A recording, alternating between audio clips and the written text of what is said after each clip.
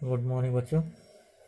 तो आज पढ़ना है creating chart in M S Excel, कि कैसे हम एम एस एक्सेल में चार्ट क्रिएट करते हैं। चार्ट जानते हो ना? ये देखो, ये चार्ट है। ठीक है, अब ये मेरा डेटा है, मैंने इस डेटा को बनाया और उस डेटा का चार्ट यहाँ सामने रखा हुआ है। ठीक है, तो ये सब कैसे बनाते हैं, चार्ट होता क्या है, उसके पहले हम लोग एक्टिविटी दिया है, इसको कर लेते हैं। ठीक है, आप एक्सेल पिछले चैप्टर के बेस पे है। इन एक्सेल्स एवरी फार्मूला और function must be with an equal to sign, true or false, that's true. Okay, next है the sum function help you to add two text string.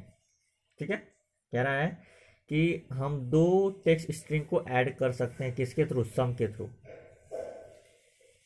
ठीक है, ये तो जरूरी नहीं है, आप जितना चाहे उतना ऐड कर सकते हो। ठीक है, the average function return the average of the range of the value. ठीक है, एवरेज फंक्शन क्या करता है? रिटर्न करता है कौन सा? उस रेंज का एवरेज वैल्यू रिटर्न करता है, तो जाहिर सी बात ही ट्रू है। ठीक है, maximum function return the minimum, देखो मैक्सिमम लिखा है और यहाँ मिनिमम बोल रहा है, तो ये तो ऐसे ही फाल्स हो गया। क्लियर है? इसके बाद है filter only hide the data temporarily. Filter only hide the data temporarily, तो ट्रू है ना, टेम्परेली डेटा हाइड करता है ना। अगर परमानेंट तो हाइड कर ही देगा, फिर से हम उसको रिमूव कर देंगे फिल्टर को, तो फिर से सारा डेटा वापस आ जाएगा। ठीक है, अब आते हैं अपने चैप्टर पे, चार्ट पे। तो बच्चों, चार्ट होता क्या है, सिग्निफिकेंस क्या होता है? चार्ट क्या है? Chart is a graphical representation of data. What is graphical representation of data? यही डेटा लिखा हुआ है, इस डेटा को मैंने ग्राफ में दिखा दिया। ठीक है, वही आपका हो गया चार्ट। समझ में आया ना? Chart makes the a lot of more easier for analyse and interpret the data. जैसे तुमको अगर मैं ऑडियो सुनाता हूँ किसी मूवी का, तो उतना अच्छा से समझ में नहीं आता है, लेकिन अगर मैं उसी ऑडियो को आपका मूवी, उसी मूवी दिखाऊं, अगर आपको मूवी दिखाऊं ऑडियो के साथ, ठीक है, पिक्चर दिखाऊं ऑडियो के साथ, तो और आपको अच्छे से समझ में आएगा। तो सेम वही चीज़ है बच्चों, कि ऐसे टेबल बनाया तो ज़्यादा समझ में नहीं आता है, लेकिन अगर एक चार्ट बना के दे दिया जाए तो वो हमारे लिए ईजियर हो जाता है, आसान हो जाता है, ताकि हम आसानी से उसको एनालाइज कर लें, समझ सकते हैं। ठीक है, अगर ग्राफ ऊपर चढ़ा तो इसका मतलब कि इस सब्जेक्ट में हाई है। ठीक है, जैसे ये देखो ग्रीन का है, ग्रीन का सब्जेक्ट क्या है बच्चों? साइंस है। देखो इसका इसका साइंस का सब्जेक्ट बहुत ज़्यादा होगा, साइंस में नंबर बहुत ज़्यादा है, 90 है, 90 के अबव है। ठीक है, तो ये जो चार्ट बन जा रहा है बच्चों, ये जो चार्ट बन जा रहा है, ये यही बता रहा है कि हम अपने डेटा को, अपने टेबल्स को, जो हमारा डेटा है उसको आसानी से एनालाइज कर लें, तो हम वो चार्ट यूज करते हैं। ठीक है, ठीक है, comparison and trend can also shown at a glens with the help of chart. क्या कर रहा है? Comparison and trend can also shown the glens with the help of chart. अब जाहिर सी बात, अगर मेरे पास चार्ट है तो कंपेरिजन और ट्रेंड होगा ही होगा। हम आसानी से कंपेयर कर लेंगे कि अंकित का नंबर ज्यादा है, कि मनीष का नंबर ज्यादा है, कि दीपक का, कि राहुल का, कि अनुष का। ठीक है, किसका नंबर ज्यादा है ये भी हमारे लिए हो जाएगा। ठीक है, कौन हाई ट्रेंड पे है ये भी पता चल जाएगा, किस सब्जेक्ट में ज्यादा मार्क्स है भी पता चल जाएगा। तो ये चार्ट हमारे लिए बहुत ईजियर हो जाता है, काफी हेल्पफुल हो जाता है।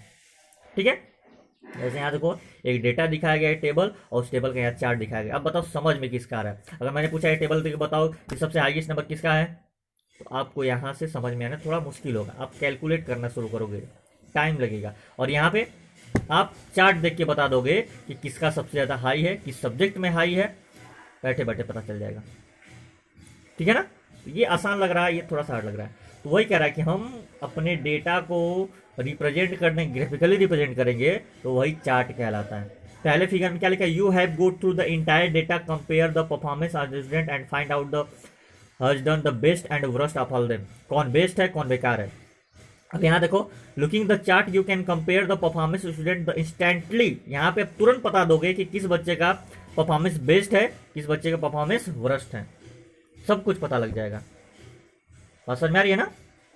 तो ये आसान तरीके अलग अलग हैं, आप बहुत अच्छे से, बड़े प्यार से, आराम से इसको आप कर सकते हो। ठीक है, इसके बाद है बच्चों, आपको डायग्राम दिखाया जाता है नेक्स्ट पेज पे। ये देखिए कंपोनेंट, इसमें क्या क्या कंपोनेंट्स होते हैं। ठीक है, क्या क्या component, whether the column chart. देखो पहले याद रखो, कॉलम चार्ट, बार चार्ट। अभी हम बहुत सारे टाइप ऑफ चार्ट पढ़ेंगे, अभी यही नहीं पढ़ेंगे हम। Column chart, by chart main है, जिसको हम लोग मोस्टली यूज करते हैं। ठीक है, अब इसके बहुत सारे कंपोनेंट्स होते हैं। क्या क्या कंपोनेंट्स होते हैं, लगभग कॉलम चार्ट पाई चार्ट के रिमेन सेमी लगभग सेमी कंपोनेंट होते हैं। ठीक है, पाई चार्ट और कॉलम चार्ट के, समझ में आ रहा है ना। अभी देखो ये सामने तुम्हारा डायग्राम रखा हुआ है, देखो ये आपका डेटा है, अब उस डेटा को इसने कन्वर्ट कर दिया किसमें, चार्ट में। अब चार्ट में क्या क्या चीजें दी गई हैं, तो सबसे पहला है चार्ट टाइटल, तो जो यहाँ पे लिखा होगा वो होगा चार्ट टाइटल। देखो ये तुम्हारा चार्ट टाइटल है, समझ रहे हैं, मैं कंप्यूटर में दिखा दूंगा आपको। इसके बाद चार्ट एरिया, चार्ट एरिया क्या है, चार्ट एरिया अब देखो ये जो ब्लू कलर के सब दिख रहे हैं बॉक्स ना, ये ब्लू कलर के जो दिख रहा है ये चार्ट एरिया है, इसी में आपका चार्ट बनता है। ठीक है, यानी total region where chart is the and its component are display, जहां उसके कंपोनेंट और चार्ट दिखाई देते हैं उस टोटल एरिया को हम लोग चार्ट एरिया बोलते हैं। इसके बाद है बच्चों प्लॉट एरिया, क्या बच्चों, प्लॉट एरिया। प्लॉट एरिया ध्यान रखना, इसमें एक्स एक्सिस वाई एक्सिस दोनों आएगा। अब एक्स एक्सिस वाई एक्सिस क्या होता है, देखो ये देखो, अब ध्यान रखना, जितने दूर में चार्ट बना है वही तुम्हारा प्लॉट एरिया है। ये वाला जो बॉक्स है, ये जो बॉक्स एक चार्ट बन के दिख रहा है, ये तुम्हारा प्लॉट एरिया है। यानी कि उस चार्ट एरिया में जितने आपने डिजाइन किया है चार्ट को, वो तुम्हारा प्लॉट एरिया कहलाता है। इसमें एक वाई एक्सिस और एक्स एक्सिस दोनों दिखाता है, ये एक्स एक्सिस और एक वाई एक्सिस, क्लियर है ना।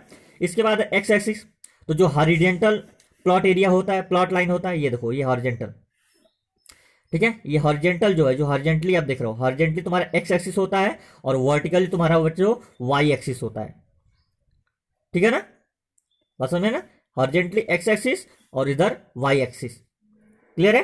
जैसे यहाँ देखो एक्सपोनेंट को दिखा रहा है आपका वाई एक्सिस और इस डाउन वाले को दिखा रहा है एक्स एक्सिस।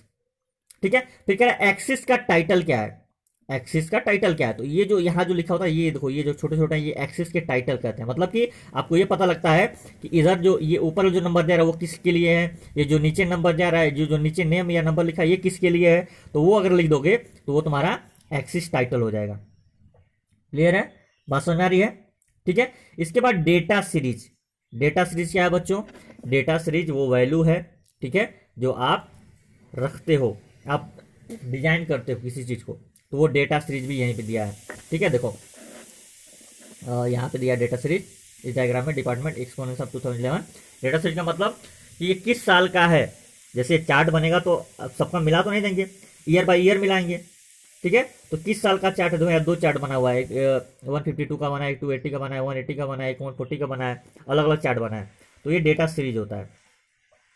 ठीक है, नेक्स्ट है तुम्हारा लेजेंड, डेटा लेबल और ग्रीन लाइन। ठीक है, तो ग्रीन लाइन देख लो, ये जो लाइन ये जाती है ना, हर चार्ट के ऊपर एक लाइन बनी होती है, जहां एक चार्ट खत्म होता है वहां पे एक लाइन बनी है, तो ये जो लाइन दिख रहे हैं इसको हम लोग ग्रीन लाइन बोलते हैं। ये जो लाइन बना हुआ है इसको ग्रीन लाइन बोलते हैं। ठीक है, ग्रीन लाइन्स, क्लियर है, क्लियर है। ग्रीन लाइन्स क्या है बच्चों, कह रहा the green lines are the horizontal and vertical lines drawn on the plot.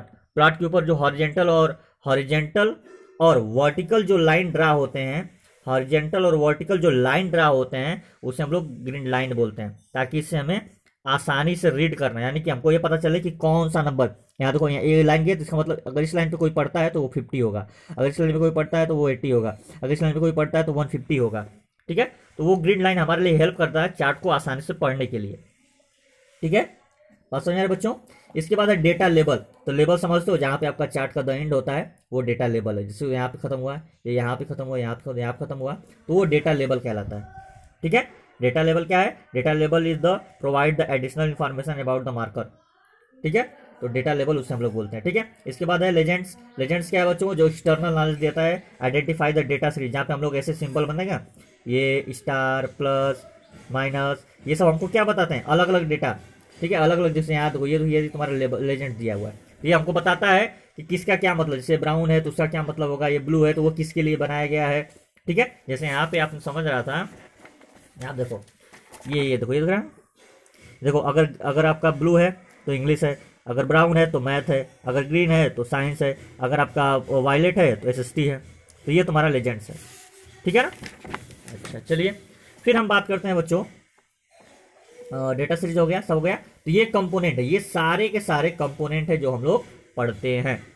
ठीक है, क्लियर है ना, समझ गया ना।